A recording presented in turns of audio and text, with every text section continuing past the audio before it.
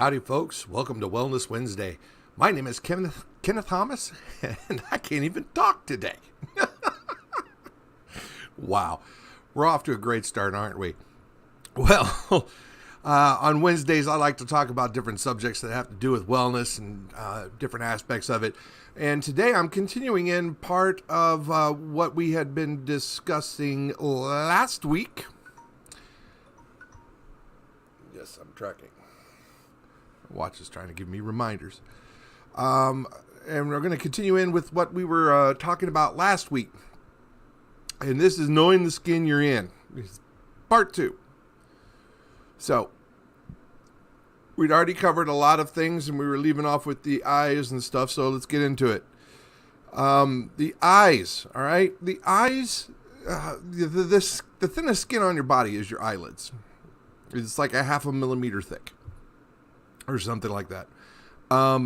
So when you are treating your eyes and you're washing your face, you need to be careful. Because not only is getting products or cleansers or something like that into your eyes going to be kind of painful in and of itself. If you're too rough around the eyes, you're gonna stretch the skin.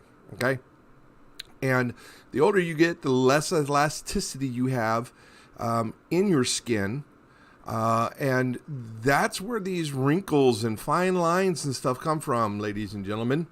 It's the loss of elasticity and the collagen underneath the skin that gives it the plumpness. So those two factors go into it. So when you're doing things around your eyes, if you're being too rough, you're going to stretch the skin.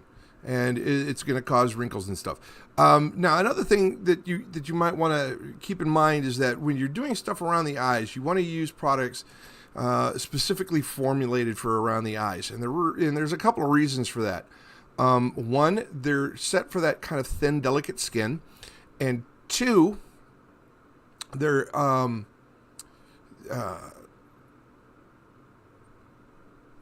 brain just went pew. They're meant to be what works around that kind of skin. And the other point I was going to make is probably going to come back to me when I'm already moved on to something else. Now, this is something that I encourage a lot of people to do for a couple of reasons. Wearing sunglasses will help reduce fine lines around your eyes. That's because you won't be squinting as much in the bright light. Another aspect of wearing sunglasses is that it actually is really good for your eyes. Okay. And the reason it's good for your eyes is because it's going to be sheltering them from the harsh UV and that kind of thing. I have prescription eyeglasses, of course, and I have prescription sunglasses. They're polarized, so they're set up to help reduce glare and everything else, and it makes it a lot easier. And I'll tell you, realize how big of a difference it was going to make until I actually had prescription sunglasses, and let me tell you, that was nice. Another thing that you want to do, you want to be using SPF daily, all right, on your skin, especially around your face and your eyes. And the reason is because it doesn't matter if it's cloudy or not. I think that one was out of order, but yeah, we're just going to keep rolling. All right, your ring finger. The one where you wear your rings. The one where you wear your rings. Didn't have mine on. Ha. These are your weakest fingers on your hands, okay? And these are the ones that you want to use when you are putting on your eye serum and eye treatment and stuff, okay? And the reason it's the weakest, so it's going to tug the least. It's going to do less, craziness with it, all right? And now when you're applying it, like I said, ring finger, what you want to do is basically you're going to tap it on the bony area, right? And the reason you're doing it on this is because even though you're tapping it in there, this is going to be the edge of where you want to have that, and everything else is going to be, you're going to kind of gently bring it in. Now, you don't want to get it in the eyes, and you don't want to get it on the eyelid necessarily, because yeah, you just got to be careful about that. You can irritate your eyes really easily. Now, here's what I was trying to remember. Heavier facial products that aren't formulated for around the eyes can cause additional sagging and wrinkling. And the reason is because it's the way they're formulated. It's the difference in the weight of it. It's the difference in the materials of it and that kind of stuff. So all of that should be things to take into consideration. Now, let's get into something that everybody likes to talk about, the lips. All right. Now, unlike the rest of your skin, your lips have no sebation. Most of the rest of your skin. Your lips have no sebaceous glands, okay? They don't produce that light, oily, moisturizing that your skin normally will make, okay? So they can't moisturize themselves. They're also only made up of about 3 or 4 layers. So that's why when you get really bad chapped lips, they crack real easy, because it's not as much skin. So you can have dry cracking skin on your hands, and it's not necessarily going to crack all the way through and be bleeding and stuff like it will on your lips, okay? So that's something else to keep in mind, is that you need to take care of them. You need to take care of your lips. All right. Now, moisturizing your lips with a product that contains SPF is a really, really good thing. All right. I have my sunshades. It's what I use. I love it. It's got a little bit of SPF in it and everything else. And I could tell when I'm out in the sun too much without it. All right, let's get into something that I know everybody loves talking about. Your armpits. All right, folks. I know, the subject stinks. Couldn't help it. I'm a dad. I got to do the dad joke. All right. Armpits have got glands that emit sweat that's higher in protein, okay? I'm not sure why that is. That's just what they do. Now, that high protein, dark, moist environment attracts bacteria like crazy, okay? And it's that bacteria that is making your pits stink. All right? Sweat is pretty much odorless, all right? This is like what I was saying earlier, the foul scent that accumulates from sweaty body parts, that's not because of the sweat. That's the bacteria, all right?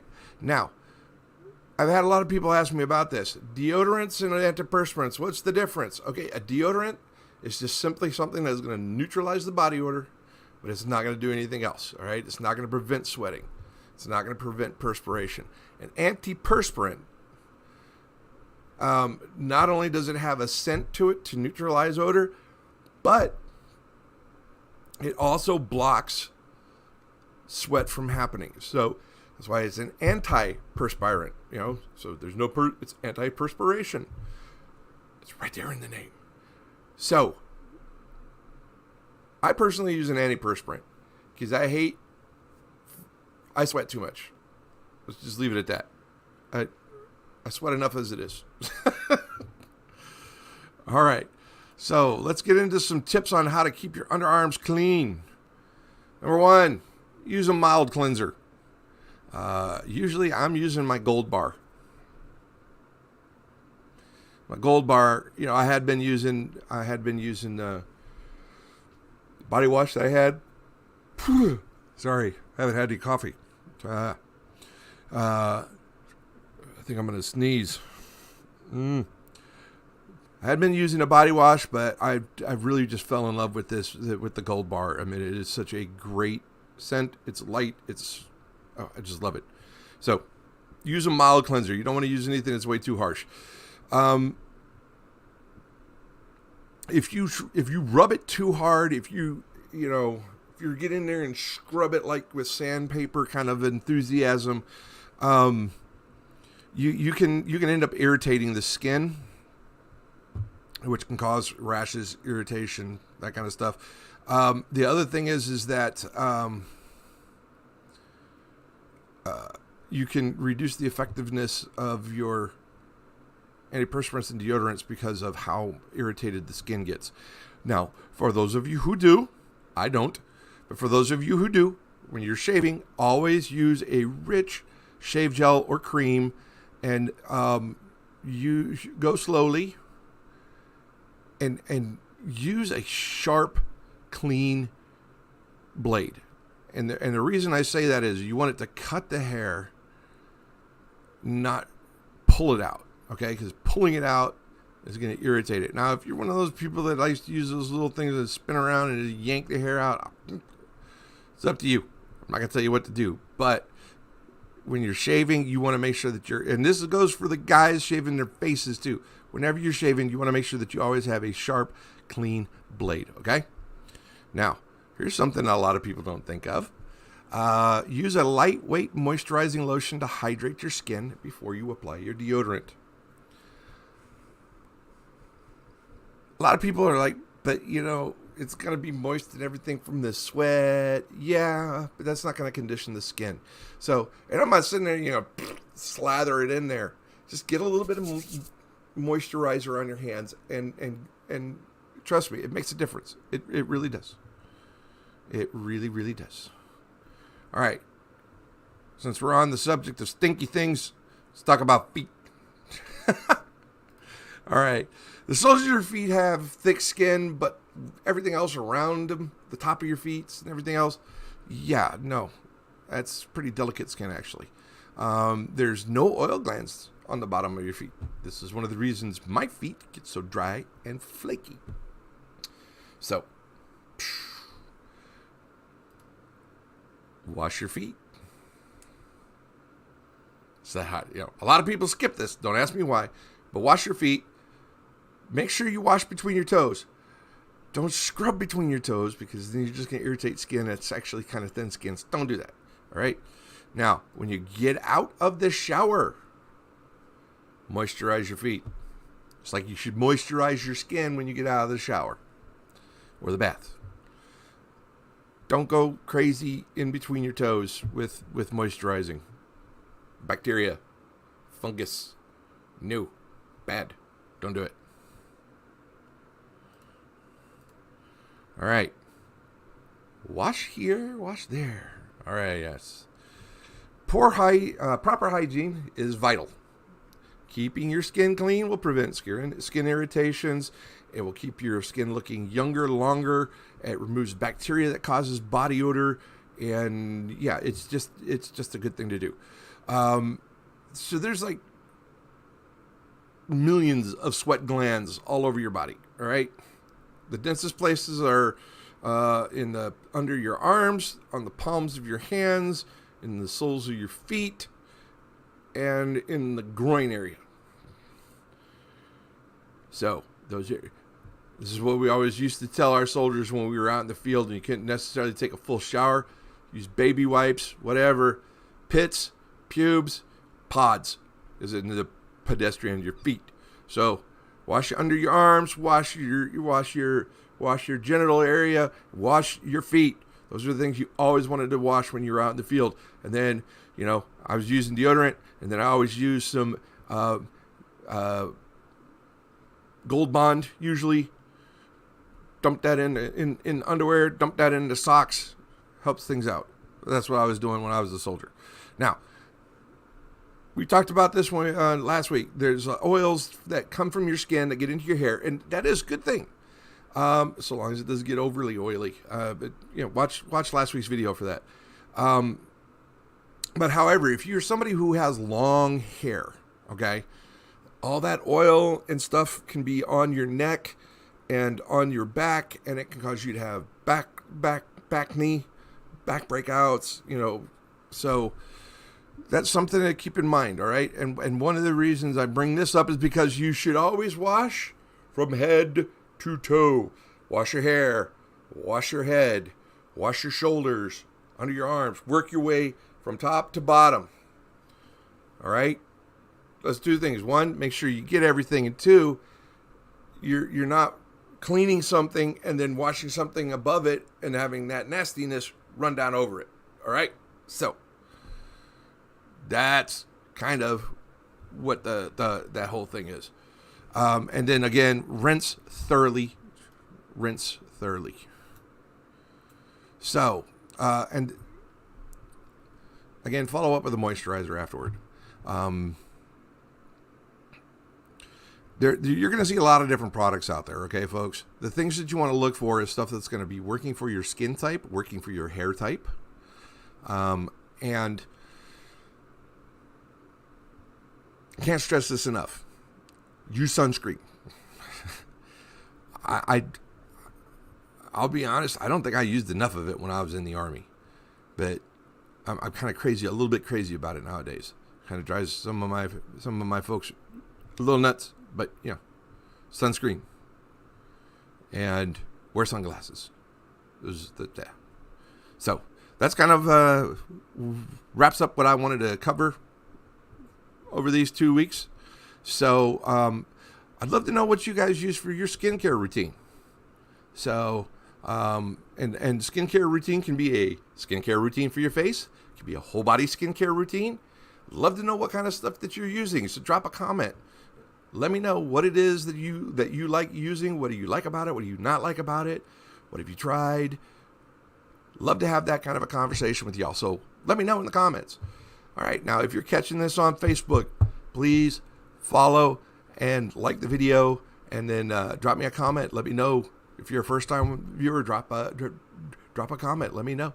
All right. And if you're catching this on YouTube, please like and subscribe. Everybody's always saying that. Like and subscribe. I still can't believe I'm doing these videos. All right, folks. That pretty much covers what I have for you today. Tomorrow, I'm going to be talking about my new Uplift standing desk. It's all here. It's getting put together today. So I'll be working from that tomorrow, and I am excited about it. I'm going to be talking about it because I'm really thinking it's going to be helping me out a lot. Being able to stand, being able to sit, being able to adjust the height on it, and that kind of thing. Plus, I think it's just going to look really, really nice when we get it all set up. So until next time, folks, peace, love, and photography. And remember, everything can make a beautiful image, including you. Have a great afternoon, and I will see you tomorrow.